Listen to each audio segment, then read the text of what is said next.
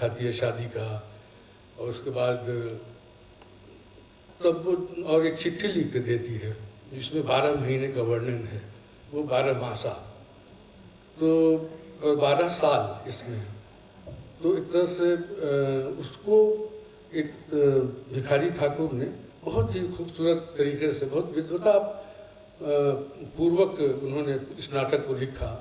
तो मेरे लिए सामने यही संकट था कि विदेशिया को एक परंपरा के साथ भी ले जाएं, और इसको एक तरह से ये कहा जा सकता है कि प्रयोग के स्तर पर। तो मैंने 12 मासा को अपने तरीके से कंपोज किया।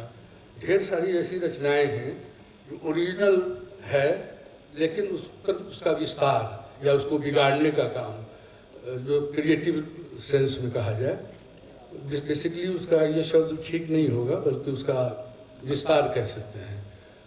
नहीं तो एक ही लय, लोक नाटकों में जो संगीत आपने देखा होगा, लोक गायकी में, कि एक धुन खास तरह का होता है, और वो लगातार उसी को हम लोग रिपीटेशन उसमें होते हैं। तो एक समय के बाद वो थोड़ी मोनोटनी आ जाती है। तो हमको लोक नाट्य से उसका एसेंस ले लेना है, उसका स्पिरिट ले लेना है। मतलब वही बहना नहीं है उसमें, मतलब हमको उसका स्पिरिट को रखना है, जिंदा रखना है, इमोशन को रखना है, कंटेंट को बना के रखना है। और साथ ही ये पता नहीं, मैं शुरू में आ रहा था तो थोड़ा नर्वस हुआ, क्योंकि यात्रा में था, थकान थी, सोया हुआ नहीं था, तो मुझे लगा कि कॉन्फिडेंस लूज कर रहा था मैं।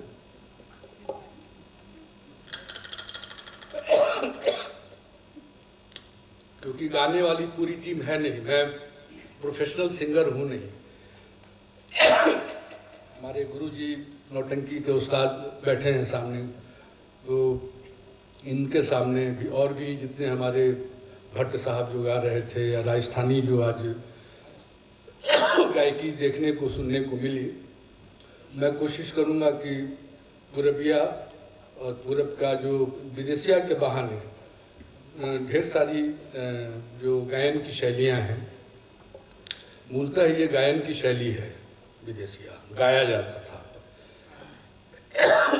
बाद में भिखारी ठाकुर ने इसको नाटक का रूप दिया, अभिनय आया, उसके बाद एक पूरी कथा वस्तु, कथाक्रम में कहानी का रूप लिया, और उन्होंने एक बहुत ही अच्छे तरीके से इसको एक तरह से बुनाई इसकी की। तो मुझे लगता है कि विदेशिया, लोगों ने मुझे कहा कि सर विदेशिया के बारे में कुछ बताइए ना, सर विदेशिया आपका। तो मैं कान मेरे पक गए सुनते सुनते विदेशी। मैंने कहा कि मैं विदेशिया भूल गया हूँ, मुझे विदेशिया आता ही नहीं है, और मैं बहुत जगह जाना छोड़ दिया इस नाम पे। और जब मैं टैग होने लगा तो मुझे ये बनाया जाने लगा कि मैं विदेशिया ही करता हूँ। तो जबकि मैं विदेशिया 40 वर्ष पहले किया था, और हज़ारों शोज अभी भी हो रहे हैं, सिग्नेचर काम है नो डाउट, लेकिन मैं और भी जॉनर के नाटक करता हूँ, और खूब धूमधाम से करता हूँ, अच्छे तरीके से करता हूँ, और खूब एप्रिसिएशन भी मिलता है। तो मुझे लगा कि मैं अपने को ही काटूं, मैं अपने को क्यों रिपीट करूं एक ही चीज़ को लगातार करके, तो इसलिए उसको ज़रूरी भी होता है। तो मैंने वही सोचा कि विदेशिया क्या आपसे विदेशिया सुनाऊं। पूरी टीम आती, नाटक होता, तो उसके बाद उसका जो रस आपको मिलता।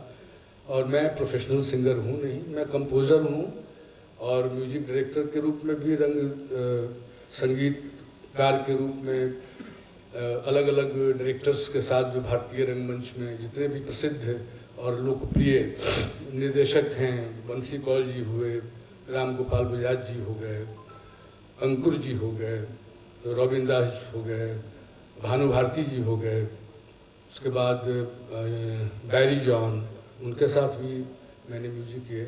तो देश के जितने भी प्रबुद्ध नाम, बहुत सारे याद नहीं आ रहे हैं अचानक, त्रिपुरारी शर्मा जी, तो इन लोगों का मैं बहुत ही फेवरेट संगीत निर्देशक रहा।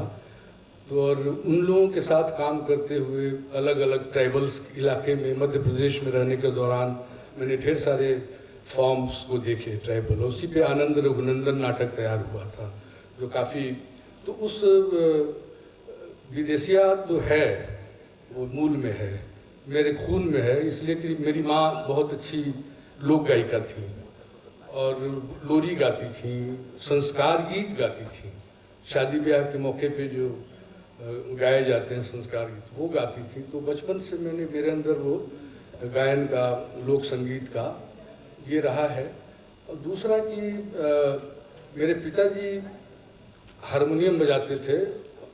जब होश संभाला मैंने तो मुझे लगा कि देखा मैंने कि हारमोनियम है घर में, और पिताजी हारमोनियम बजाते थे। मेरी माँ जो गाती थी उसकी नकल करके उसको उतारते थे और फिर बाद में उसको बिगाड़ देते थे।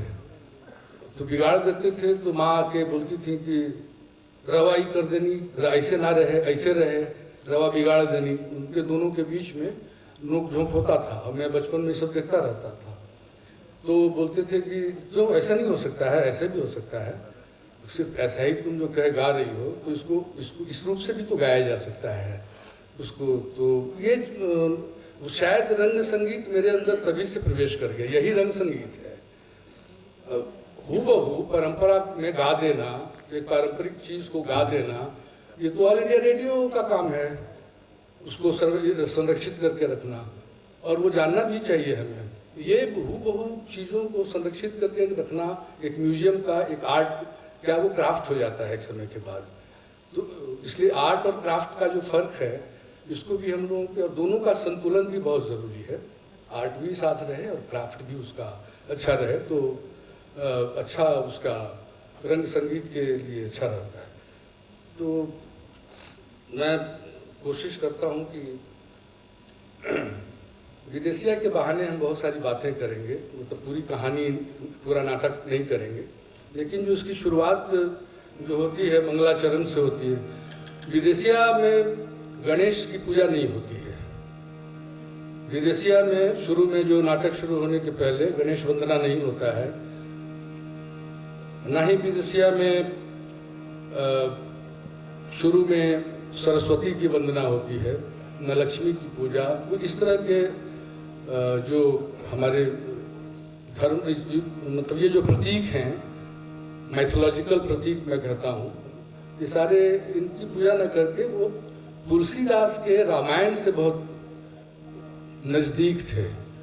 और वो एक तरह से कहा जाए कि तुलसी से प्रभावित होकर ही उन्होंने दोहा, चौपाई और रामलीला उन्होंने शुरू किया था, और लगातार वो उन्होंने भ्रमण किया पूरे देश में, उन्होंने यात्रा भी देखा। उन्होंने वो जो परंपरा थी वैष्णव परंपरा, जिसमें कि ये यहाँ का चैतन्य प्रभु जो हैं, तो चैतन्य की का जो वो की परंपरा रही है, लीला करना, कृष्ण लीला करना, वो परंपरा। फिर यहाँ आसाम का जो अंगिया है, उस परंपरा को बिहार में वो परंपरा ट्रैवल करते हुए आया, वो फिर मिथिलांचल के इलाके से होते हुए और फिर हमारे इस तरफ से भोजपुरी इलाके में प्रवेश किया। और नटुआ नाच हमारे यहाँ उसको कहा जाने लगा।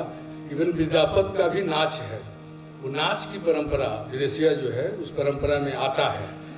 तो लौंडा नाच की परंपरा, जैसे पुरुष जो है स्त्री का वेश धारण करना हर लोक नाटकों में होता था, तो उस परंपरा में आता है। और नाच की शैली है और गायन की जो शैली है ये पूर्विया है, पूर्वी है पूरा का पूरा। तो गायन की शैली और नाच की जो परंपरा है, दोनों को लेकर भिखारी ठाकुर ने उसको एक अभिनय भी उसमें कराया, उसमें कहानी आई, स्क्रिप्ट आया, सब चीज आया, एक नाटक बना। तो नाटक है तो मैंने उसके इसी नाटक को एक कह सकते हैं कि ये संजैया है, संजैया स्टाइल है आप कह सकते हैं, लेकिन ये मेरा अपना स्टाइल है। मैंने अपने तरीके से विदेशिया को देखा है। हम क्यों भिखारी ठाकुर को सम्मान देते हुए, उनकी कला को कदर करते हुए, और मेरे लिए ये प्रस्थान बिंदु का काम करता है। तो मैं क्यों, ठीक है वो हमारे लिए, मैं उनको नमन करता हूँ, उनको याद करता हूँ बहुत ही श्रद्धापूर्वक, और उनको याद करते हुए मैं विदेशिया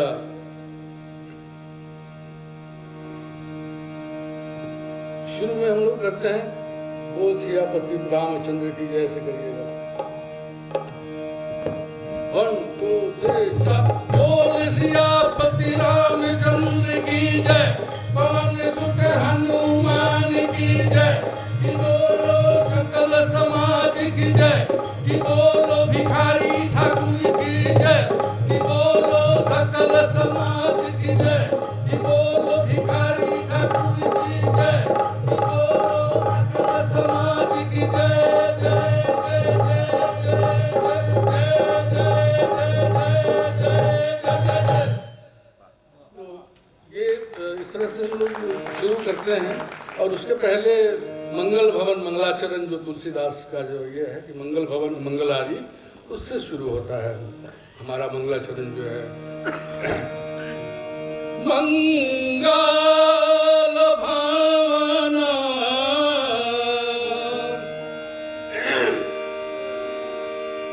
मंगल भवन